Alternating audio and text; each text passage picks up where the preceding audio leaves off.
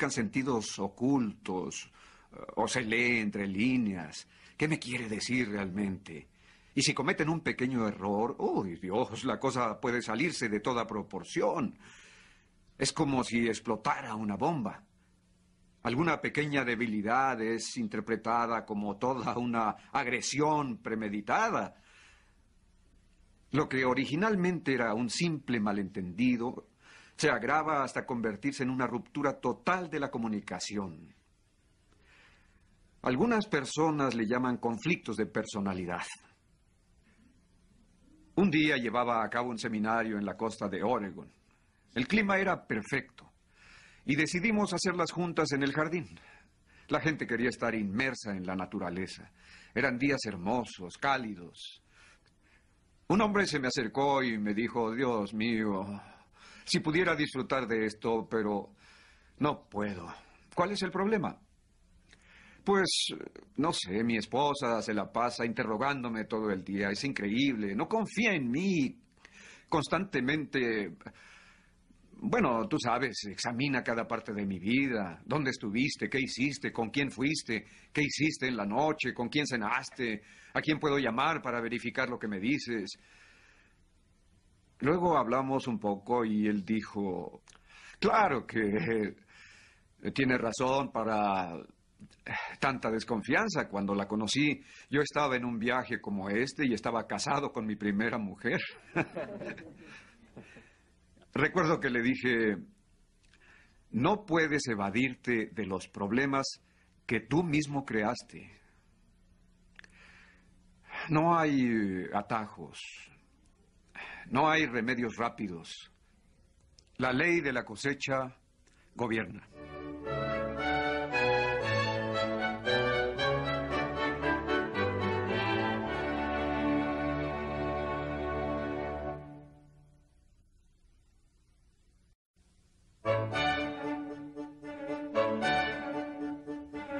Parte M. Depósitos y retiros. Compartamos algunos ejemplos de depósitos y retiros en la cuenta bancaria emocional.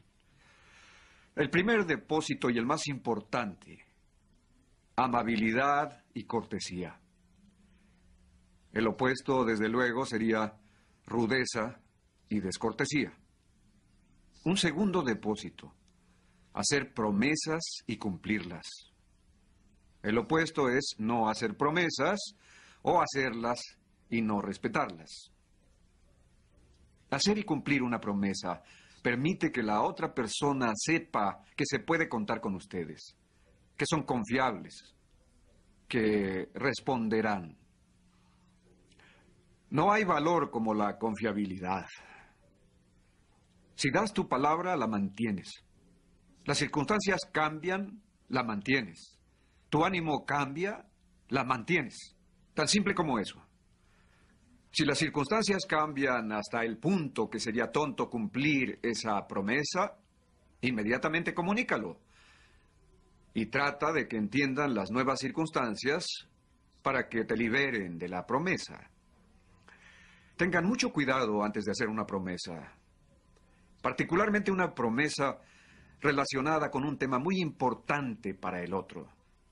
De una importancia yugular. Tengan mucho cuidado. Un retiro es no hacer ninguna promesa en absoluto, porque no crean ninguna esperanza. También lo considero un retiro.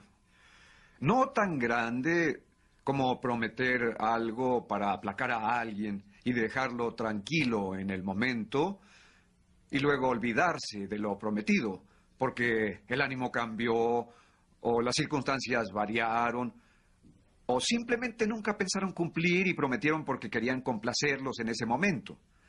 La gente insegura hace promesas y promesas todo el tiempo.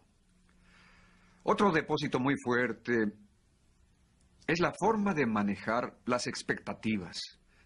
Deben asegurarse de que las expectativas sean claras y no ambiguas. Algunas personas, especialmente si son inmaduras o inseguras, leerán una expectativa como una promesa. Así que tienen que ser muy explícitos para manejar expectativas. Si sienten que la gente implícitamente está proyectando sus expectativas en ustedes, a veces tendrán que decir, déjame aclarar tus expectativas. Así todos estamos en paz. Otro retiro es tener expectativas no claras, no identificadas, ambiguas, expectativas desconocidas que están implícitas en la gente. Nuestras frustraciones son producto de nuestras expectativas y controlamos nuestras expectativas. Por lo tanto, indirectamente controlamos nuestra frustración o satisfacción.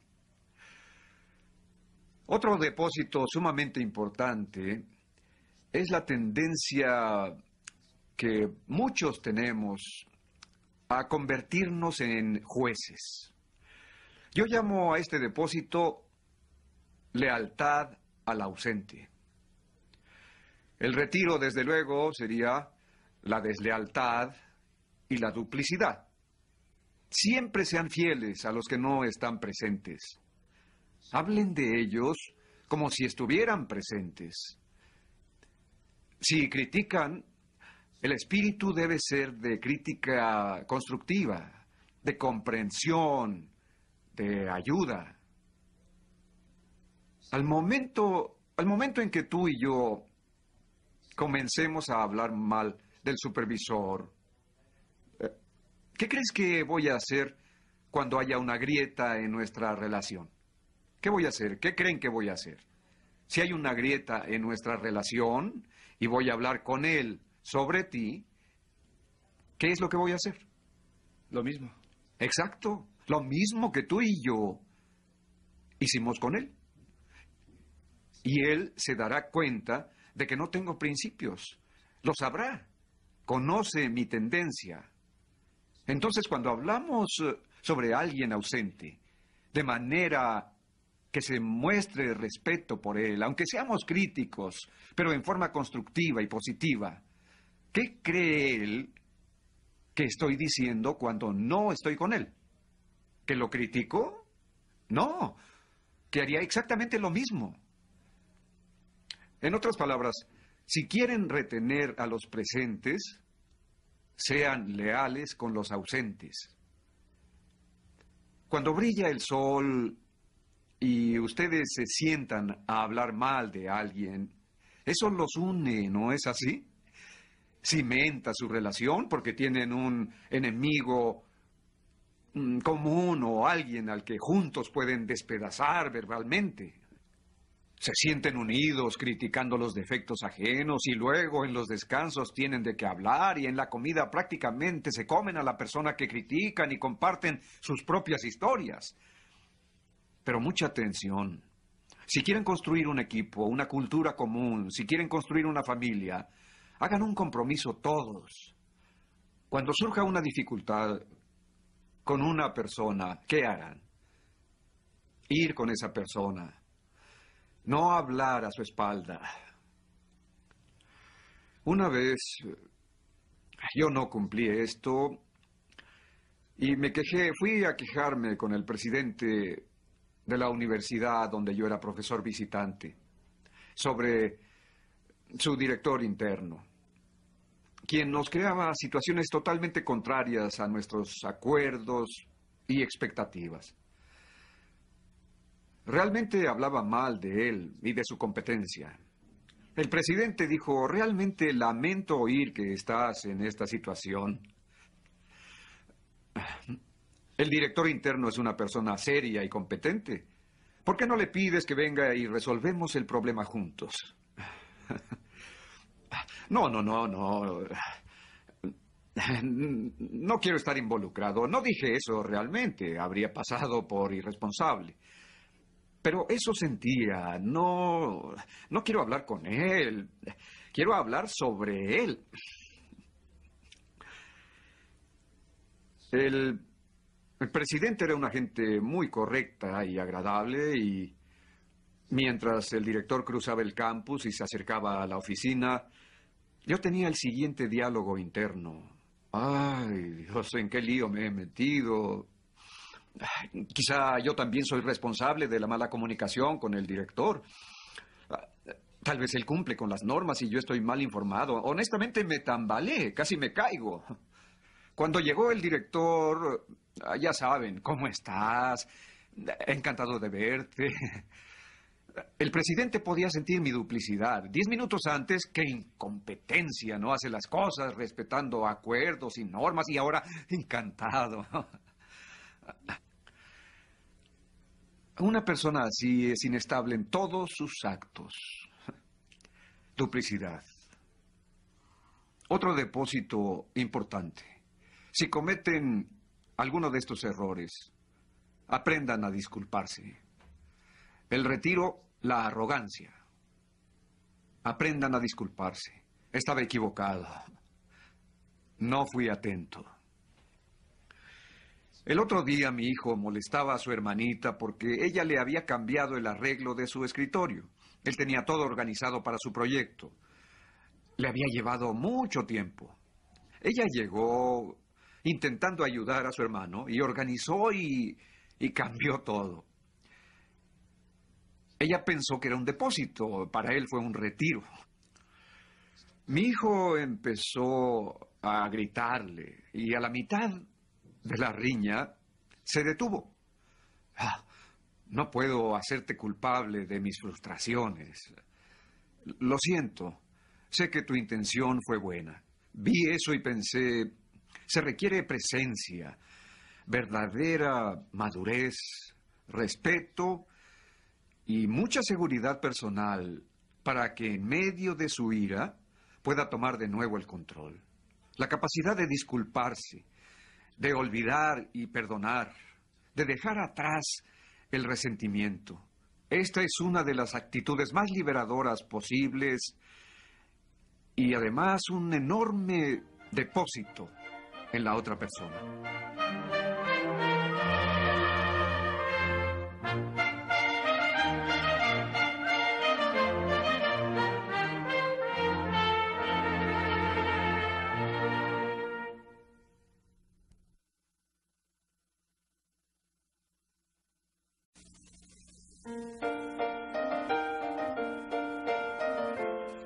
Parte B.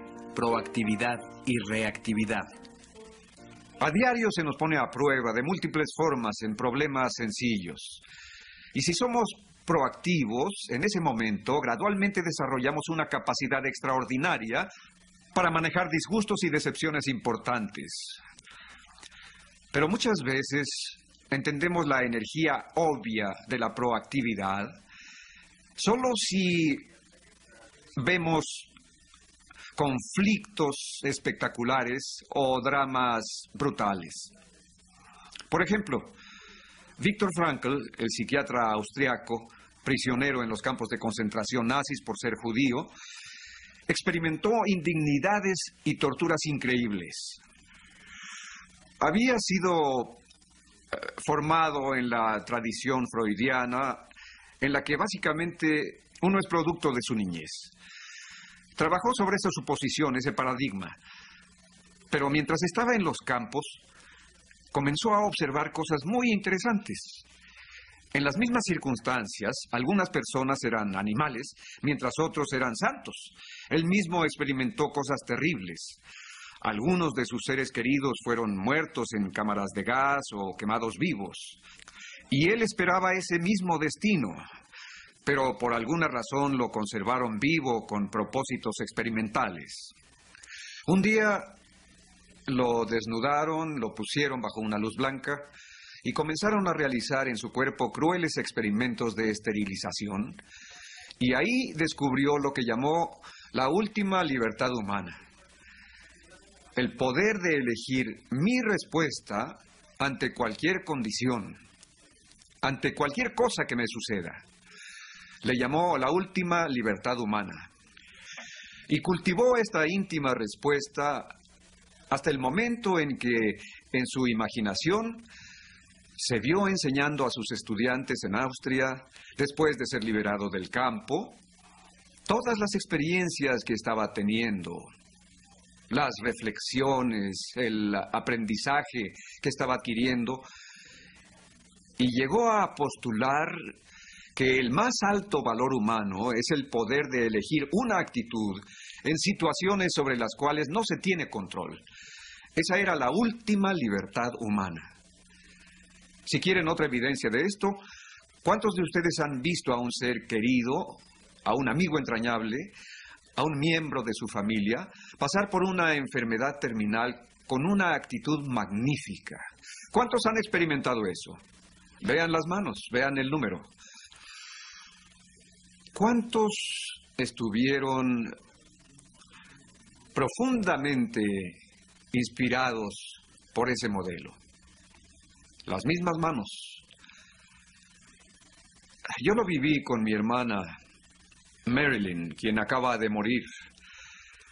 La noche anterior a su muerte me dijo: mi único deseo es enseñar a mis hijos y a mis nietos cómo morir con dignidad y con el deseo de contribuir y vivir la vida noblemente y con base en principios. El cáncer en sus pulmones era como un árbol que le crecía por dentro, pero su objetivo durante los meses o aún los años anteriores fue el de enseñar algo. Esos hijos y nietos, amigos y seres queridos estarán inspirados y ennoblecidos por su modelo y su enseñanza el resto de sus vidas. Entre lo que nos sucede, el estímulo, cualquier cosa que nos pase o que nos esté pasando ahora, entre ese estímulo y nuestra respuesta hay un espacio. En ese espacio radica nuestro poder y la libertad para elegir nuestra respuesta. En estas elecciones radica nuestro crecimiento y nuestra felicidad. En otras palabras, con las elecciones correctas, eventualmente la respuesta que elegimos comienza a influenciar al propio estímulo. Esto es lo que Viktor Frankl descubrió y ejercitó en su memoria, es decir, en su inteligencia, su imaginación y su conciencia, haciéndose preguntas como: ¿qué está pidiendo de mí esta situación? En vez de ¿qué pido yo de ella? ¿Por qué me están haciendo esto? Y también afirmando su libre voluntad. Su libertad se volvió más y más y más grande hasta que fue mayor que la de sus captores nazis. No fue liberado. La liberación es una condición del medio. La liberación es una condición externa. La libertad es una condición interna de la propia persona. Tenemos control sobre nuestra libertad, no sobre nuestra liberación. Sin embargo, en muchas situaciones, no necesariamente en todas, mientras más controlen su libertad y la expandan y la profundicen, eventualmente influenciarán la liberación en su vida. Las opciones, las alternativas que están disponibles, eventualmente su cabeza creará su mundo. Su respuesta al estímulo eventualmente influenciará al estímulo y en alguna medida él lo experimentó.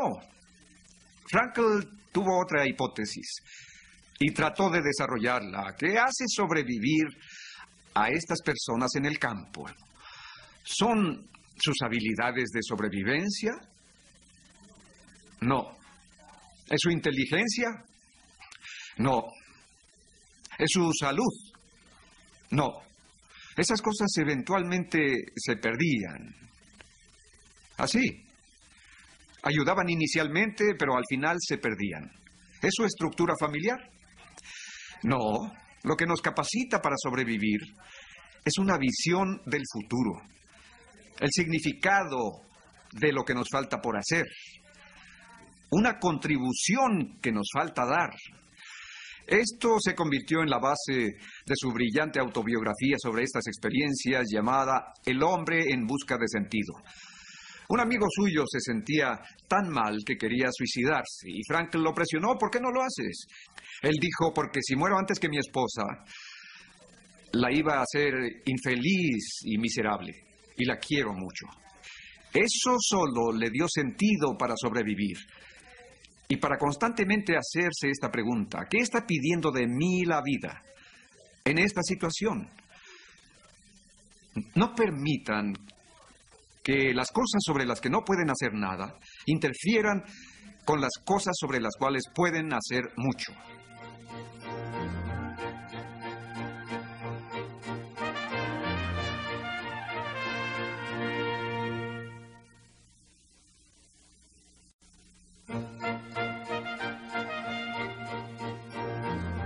Parte C. Asumiendo responsabilidades. Una vez, mi hermano y yo fuimos a un cañón con un primo. Este primo estaba cortando leña, tenía un hacha. De pronto apareció una víbora. Él comenzó a perseguirla y le dio un hachazo. La cortó en dos. La cabeza le cayó aquí, entre el pulgar y el índice, y lo mordió. Pudo haber reaccionado de muchas maneras. Pudo querer vengarse de la víbora venenosa y seguirla cortando en pedazos. Pero era listo, rápido, proactivo. Subordinaba los sentimientos a los valores y se sacó la sangre lo antes posible. Mucha gente es herida por otros. Esta herida duele, pero la herida real es ir tras la venganza, ir tras la víbora. Eso es lo que lleva el veneno al corazón. No es lo que la gente nos hace, lo que nos hiere en el sentido más fundamental. Lo que nos hiere es la respuesta que elegimos a lo que nos hacen. La gente reactiva quiere regresar y vengarse. Se rodean de gente que les masajee el ego y los valide y les dé evidencia adicional para justificarse y condenar a la persona que los lastimó, que les hizo daño. Mucha gente se reúne a diario para murmurar sobre los pecados de sus jefes. Y esto se convierte en el tema base del café o de la comida. Son altamente reactivos. La gente proactiva aprende a sacarse el veneno y siempre a perdonar. A perdonar y a olvidar. Resentimiento significa vivir una y otra vez lo mismo y alimentar el rencor.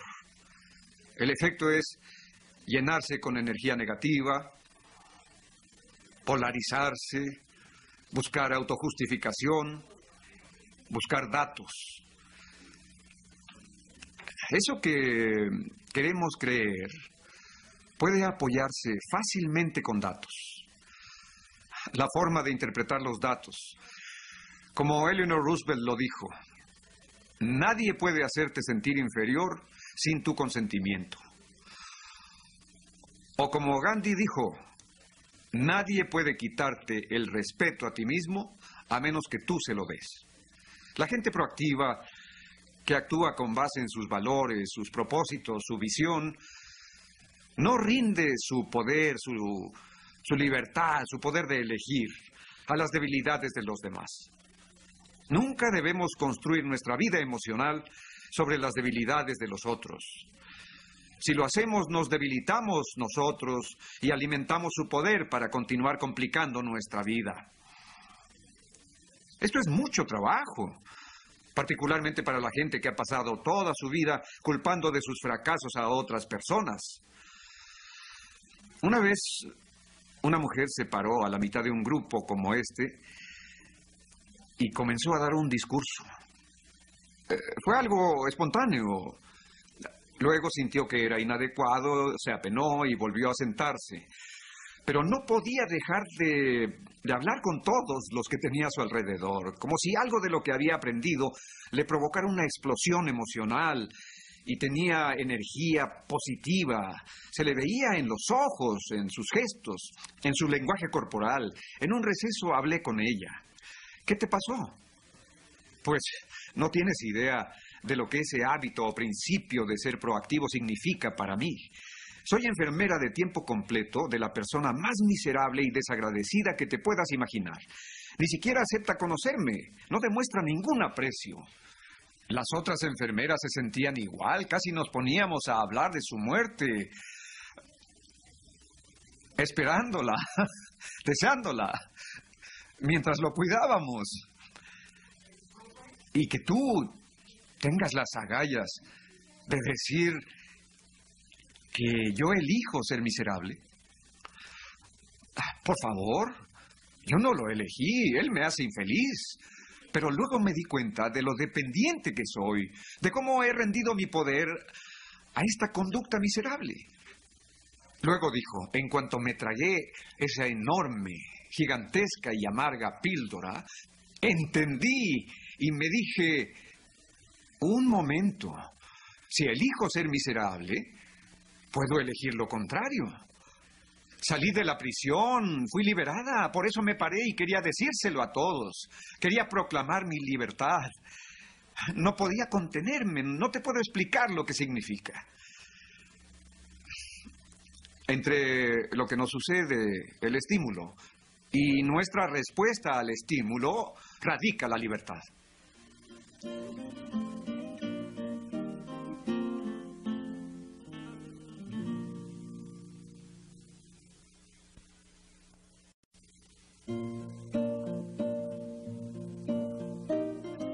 Parte B. Las 4 dotes humanas. La conducta y las acciones fluyen de nuestros paradigmas. La psicología determinista tiende a dividirse en 3 áreas, 3 campos. Determinismo genético, determinismo psíquico y determinismo ambiental. Determinismo genético significa básicamente de lo que sus abuelos son responsables. Sí, tengo un carácter fuerte, parece que se ha transmitido por generaciones, mi padre era igual y su padre también. Sí, soy una persona nocturna, toda mi familia es así. En la mañana no me hablen, contesto mal. Me viene de generaciones atrás. Lo que hay aquí es una predisposición debida a mi estructura genética. Muy bien, eso es el estímulo. Entre eso y nuestra respuesta está nuestra libertad de elegir la respuesta. ¿Qué deberíamos hacer?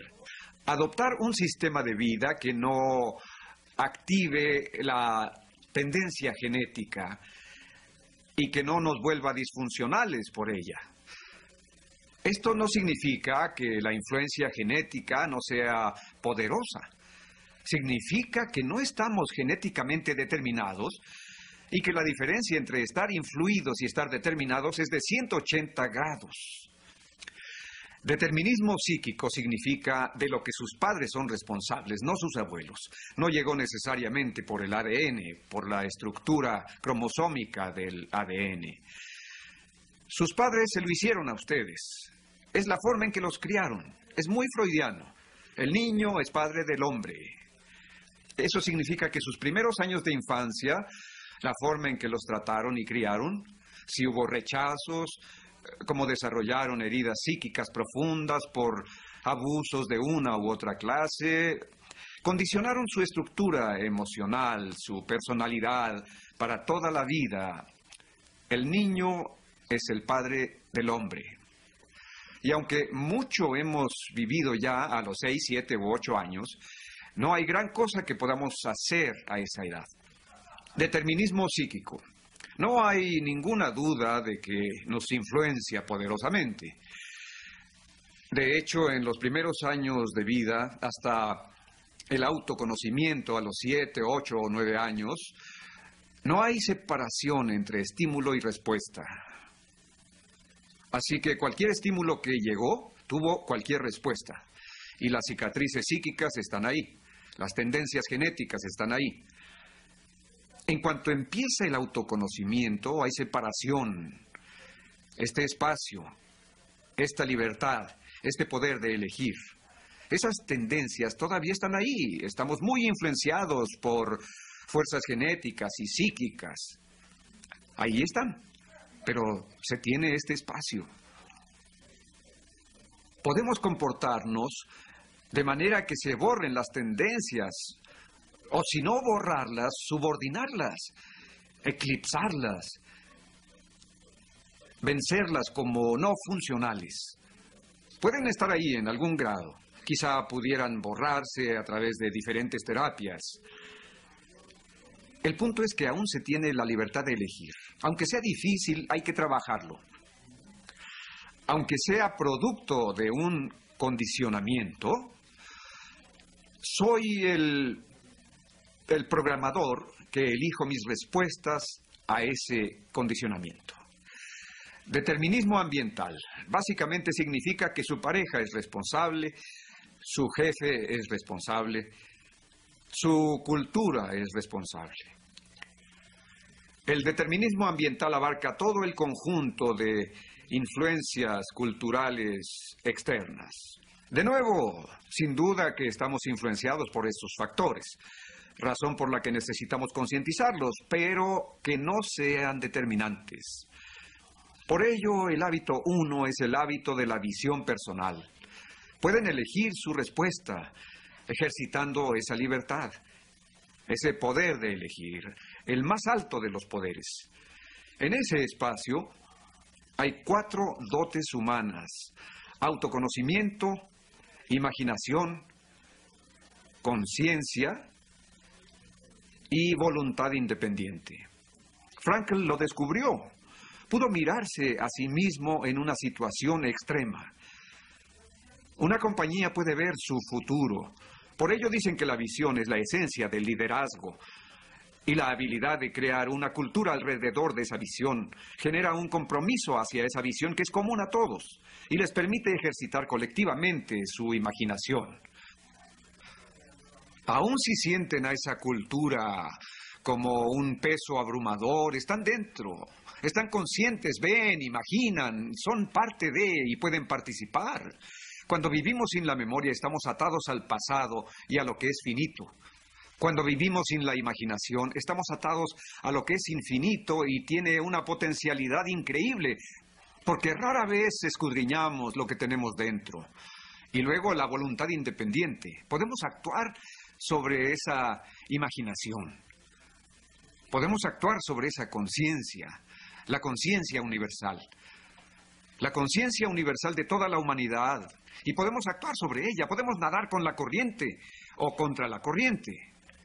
Se necesitan las 4 dotes humanas para optimizar.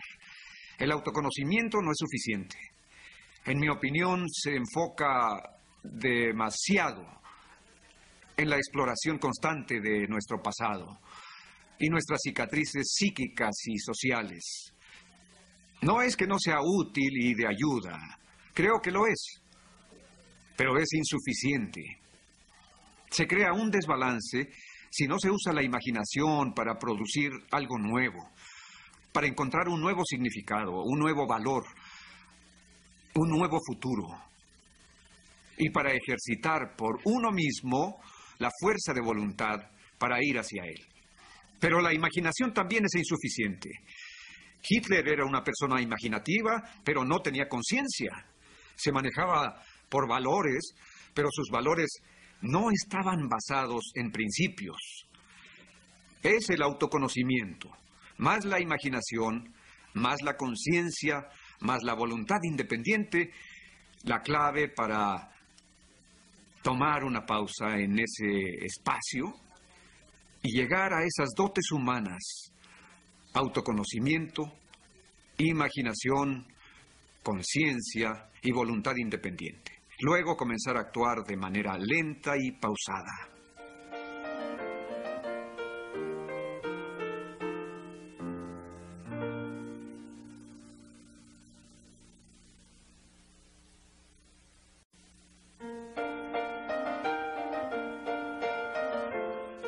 Parte E.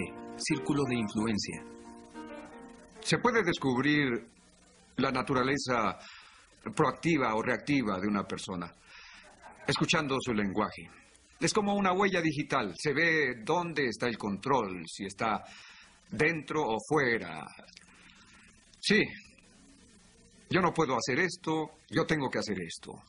Un estudiante me dijo, discúlpeme por faltar a clases, tengo que ir a jugar tenis. Le dije, ¿qué? ¿No acabamos de hablar de que el lenguaje de una persona proactiva es yo elijo, yo prefiero, sí, no, yo lo haré? Y el lenguaje de una persona reactiva, tengo que, debo, si tan solo, no tengo tiempo, siento que no tengo capacidad. Mira los problemas que tengo encima. La gente que necesita esto no está y seguramente ni van a venir. Estaba diciéndole eso cuando dijo, discúlpeme por faltar a clases, tengo que ir a jugar tenis. Le dije, ¿qué? Tengo que ir a jugar tenis. ¿Tienes qué? Tengo que ir. ¿Tienes que ir? ¿Tienes que ir? Sí. ¿Y qué pasa si no vas? Me sacan del equipo. Me parece una consecuencia natural. Si no vas a los juegos, no puedes estar en el equipo. ¿Qué pasa si no vienes a mi clase? No lo sé. ¿Cuál es la consecuencia natural si no vienes a mi clase? No lo sé, porque... Piensa. ¿Qué pasaría si no asistes a mi clase? Pues no me sacaría, ¿o sí? Esa sería una consecuencia social. Es artificial, no natural. Si no participas, no debes estar en el equipo. En un equipo de tenis, eso sería natural. Pero ¿qué pasaría si no vienes a mi clase? No aprendería, exacto. Sé que en tu lugar elegiría ir al juego de tenis. Pero nunca digas, tengo que hacer algo. Tienes el poder de elegir. Entonces dijo, elijo ir al juego de tenis y perder mi clase. Siempre trabajamos con un análisis de consecuencias alternativas y luego elegimos las acciones. Recuerden que pueden elegir sus acciones, pero no pueden elegir las consecuencias. Estas son gobernadas por leyes o principios naturales. Algunos pueden estar en ambientes gobernados por valores y reglas sociales y pueden tener que tomar decisiones difíciles, ya sea convertirse en catalizador de algún tipo de cambios o buscar en otra parte, especialmente si han afilado la sierra profesional y personalmente y tienen toda clase de opciones porque no son económicamente dependientes, sino económicamente independientes. Eso no significa fortuna, significa que tienen el poder de producir suficiente riqueza para sus necesidades y las de su familia. ¿Por qué? Porque sus habilidades no están obsoletas. Piénsenlo así. 2 círculos. El círculo exterior más grande es el círculo de preocupación. Las cosas por las que se preocupan, las que les inquietan. Pero luego está el círculo interior, pequeño, que son las cosas sobre las que tienen influencia. ¿Dónde enfoca la gente proactiva sus energías? ¿En cuál círculo? ¿En el interior? ¿Dónde enfoca la gente reactiva sus energías? En el exterior. ¿Por qué? Porque son víctimas. Miren esta persona con la que tengo que vivir.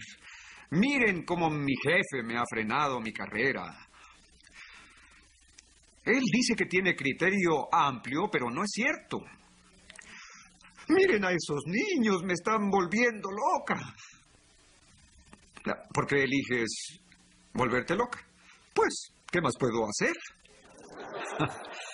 ¿Qué más puedes hacer? No lo sé, piensa.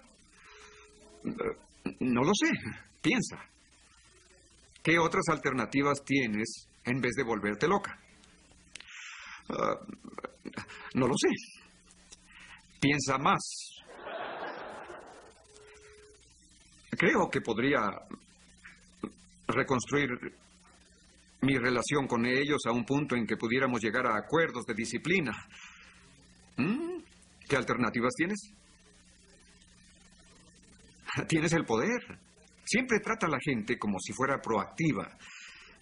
Mientras más irresponsables son, más les enseñará sobre su habilidad de respuesta.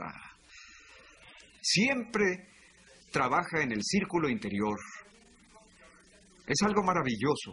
Es inevitable que si trabajas en el círculo interior, este crece siempre. ¿Por qué? Porque la energía ahí es positiva.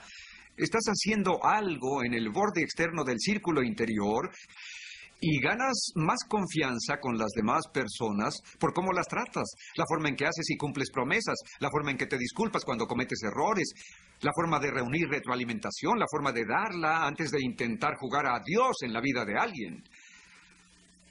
La forma de buscar entender lo importante para el otro, para que así tus presentaciones se hagan en términos de su marco de referencia, su lenguaje, su sistema de valores. Constantemente haces depósitos en la cuenta bancaria emocional. Pero si te enfocas en el círculo exterior, estás haciendo retiros, estás juzgando, criticando. No buscas entender, no eres consistente. Todo en nombre de la inconsistencia de otros, sobrereaccionas en nombre de la sobrereacción de otros. Hablas mal de ellos a sus espaldas, inconsciente de que el que te escucha sabe que vas a hacerle lo mismo cuando por algún motivo ya no te quiera escuchar. Si quieren tener a los presentes, siempre sean fieles a los ausentes. Así sabrán que estás basado en principios, que estás cuestionando en serio el sistema de valores sociales, que eres una persona con integridad y tienes estándares. No participen en intercambios de energía negativa ni hagan nada que pueda crear un sentimiento de falta de respeto hacia otra persona. Porque todos sabrán que lo mismo harán con ellos llegada la situación. Nunca deben hacer confidencias con un hijo sobre otro de los hijos, o comparaciones, bromas sutiles o juicios de valor, porque se crea una cultura de la desconfianza donde saben que otra vez harían lo mismo con ellos.